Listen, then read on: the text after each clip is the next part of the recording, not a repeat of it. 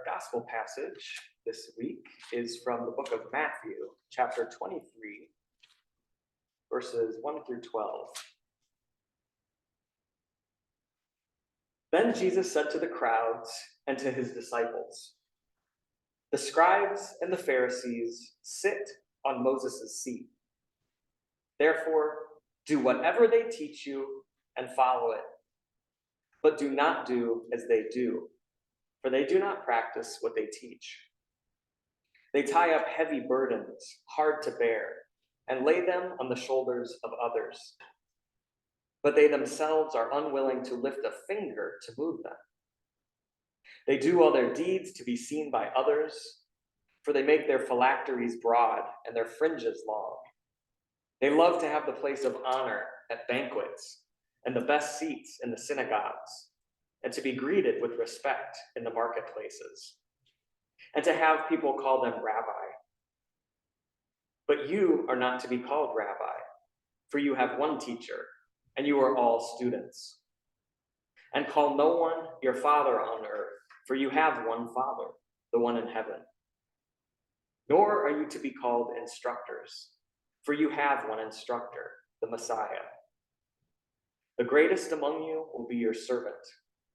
All who exalt themselves will be humbled, and all who humble themselves will be exalted."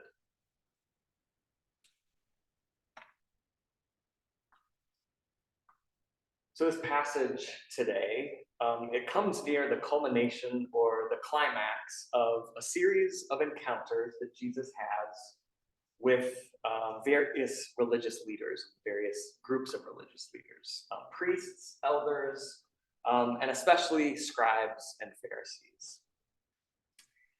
And this building, kind of bubbling conflict between Jesus and religious leaders really starts to intensify before this scene that I just read.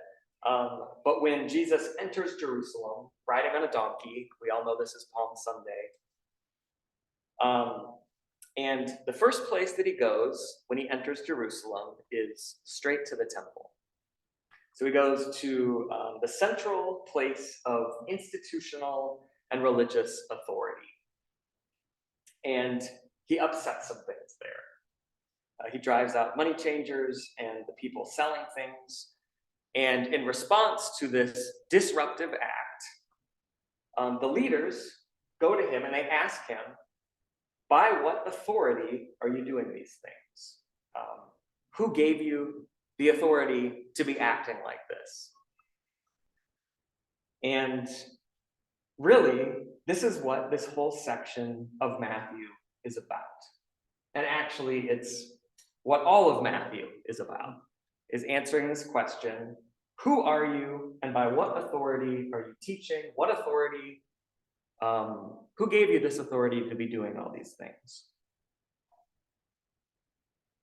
Jesus does not answer their question straightforwardly, because he senses that they're not really asking the question in good faith. And so the series of confrontations continues. It's really a set of confrontations between warring authorities, you might say. So Jesus launches into a series of parables that criticize the religious leaders. This, of course, upsets them. So they try to trap him in some controversial topics they ask him about. And it's after those questions that Jesus launches into this very, very aggressive diatribe against the scribes and the Pharisees. And today's passage is the beginning of that speech against them. And the speech ends very dramatically with the series of "Woe to you, scribes and Pharisees, you hypocrites." But skipping back to our passage, the beginning of that speech, the beginning of the passage is a little bit curious. Jesus says, "The scribes and the Pharisees sit on Moses' seat," or another translation would be, "have sat down on Moses' seat. Therefore, do whatever they teach you." And that seems kind of strange, After all of his criticisms, Jesus says, "But do whatever they teach you." There are other moments in Matthew's gospel when he seems to imply the opposite. So he calls the Pharisees blind guides of the blind. He tells his disciples to beware of their teachings. And he actually defends his disciples when they are criticized for not following some of the Pharisees' instructions, like washing their hands before they eat. And Jesus actually explains to them why some of their teachings are actually wrong or incorrect or flawed. So it's a little bit confusing when he says now, do whatever they teach you. But I think the key to this is his comment about sitting on Moses' seat. That helps to explain this tension. So Jesus isn't necessarily praising the Pharisees' teachings so much as he is acknowledging and showing respect for the tradition that they operate within. It's more a comment about the profundity and significance and the honor of Moses' seat and place in the tradition than it is about the particular Pharisees and their particular teachings. So I think that it's about honoring the authority of Moses and the authority of the law. And Jesus wants to make clear that he honors those things. Now, by honoring the Pharisees' teaching of the law, or at least honoring that vocation of teaching the law, but then, on the other hand, criticizing their behavior, Jesus is highlighting a very serious irony, or a bitter irony. The scribes and the Pharisees who sit on Moses' seat, they are religious professionals. They consider themselves experts in the law, experts in the tradition of the elders, and they hold positions of real interpretive authority. And this is what makes their hypocrisy so galling to Jesus. The fact that they teach the law, and they teach a very scrupulous and demanding interpretation of the law that Jesus says is burdensome, overly burdensome to the people, and yet they themselves fail to live out the law's central commandments, which Jesus points out just a few verses prior to this, right? He says, the most important commandments are about love, loving God, loving your neighbor as yourself. So the irony is that the experts, the authorities on the law, are missing the law's intent. They are condemning other people for not following their interpretations of it. So this is really a question of misused authority. Pharisees and scribes are not acting as true servants of their own people. They're not acting as servants of God. That's what Jesus seems to be implying here. Now, the fact that Jesus is really focused on the scribes and the Pharisees is actually very interesting. We're used to hearing this in the Gospels. But in Jesus's lifetime, the Pharisees did not have the kind of power in his day that they seem to have in the Gospels. It wasn't until the temple was destroyed in 70, the year 70, after the Jewish uprising, that the Pharisees became so influential. Because obviously there wasn't a temple anymore. So faithful Jews could not make pilgrimages to the temple to offer their sacrifices anymore. So study of the Torah became the way to worship God faithfully. Now, I bring that up for a very, very simple reason. Simple, but easy to forget, I think.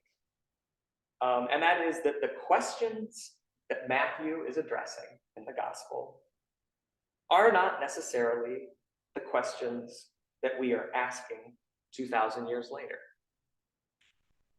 So we are not asking ourselves or each other, Is it the Pharisees or is it Jesus who are the authoritative interpreters of the law? We've made that decision.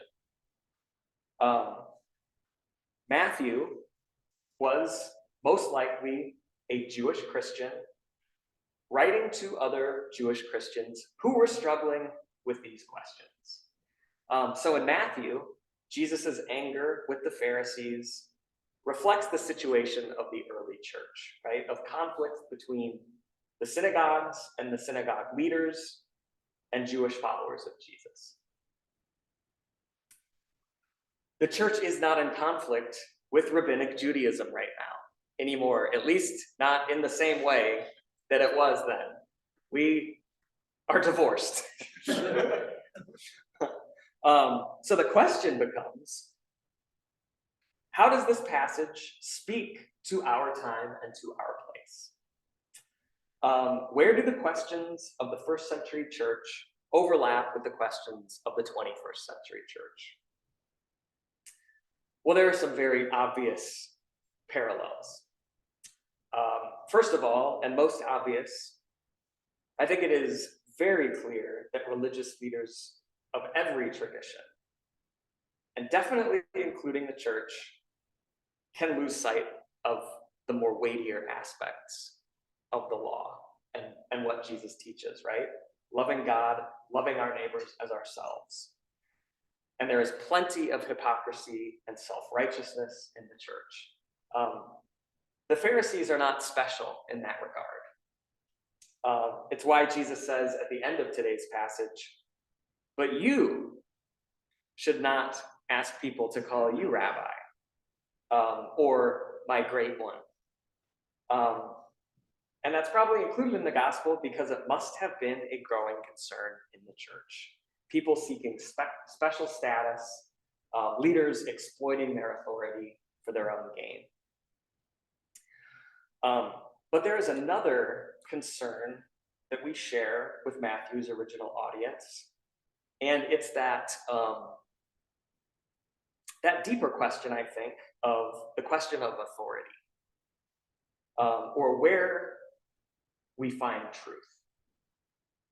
So this section of Matthew, right, the controversies with the Pharisees and other religious leaders, this week it has led me to consider some broader questions, like how we decide who to listen to, or how we recognize true authority or ascribe authority. So, it got me thinking, how did the early disciples know or discern that Jesus was a trustworthy teacher? How did they choose? Because they are making a very conscious decision. Now, I do think that this was probably one purpose of Jesus's miracles, a way to offer some sort of proof or validation of his authority. But miracles were definitely not a cure-all for unbelief. Very clear. So there is something very mysterious about faith and about recognizing and accepting truth without having the gift of certainty. And we, no doubt, are still wrestling with the fundamental question that Matthew was trying to answer in his time and place, and that's the question of why Jesus? And I think it is very clear to all of us that this question is not going away. It's not resolved. As time goes on, our answers to this question, I think, will need to be rooted in more than maybe family heritage or culture. The question, why Jesus, is actually becoming more pronounced, right? Or maybe the question is actually becoming less relevant. Jesus? Really? That guy from the ancient world 2,000 years ago? You're serious? You're still thinking about him and arguing about his teachings? right? This is the question that we will have to keep answering over and over again. Why Jesus?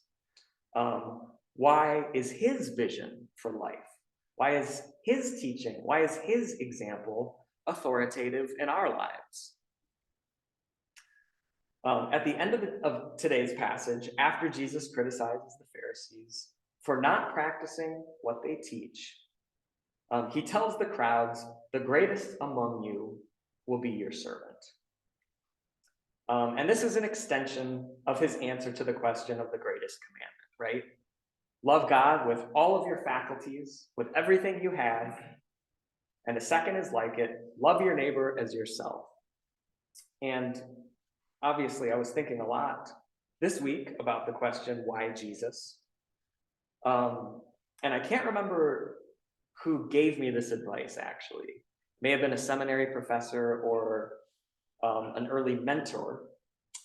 But they said this about preaching. It always ends at the cross. That's where it all leads. And by implication, the resurrection as well.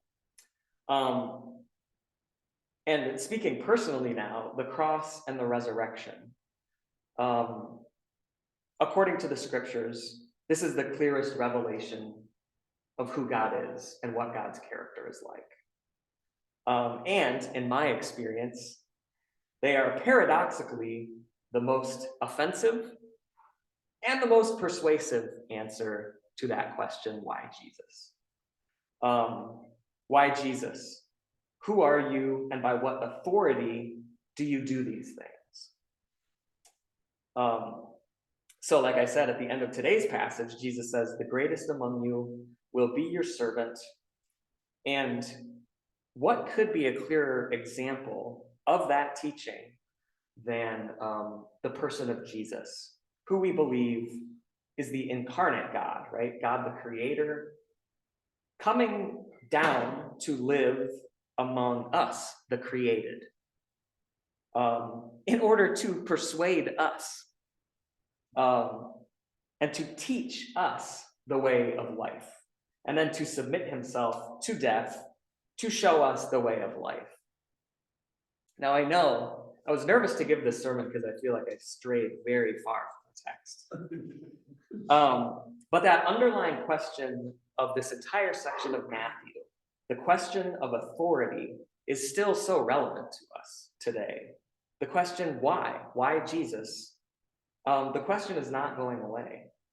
And the more we accept the relevance of that question, the importance of that question, and engage it with the guidance of the Holy Spirit, the deeper our answers will become, and the more persuasive and authoritative our own faith will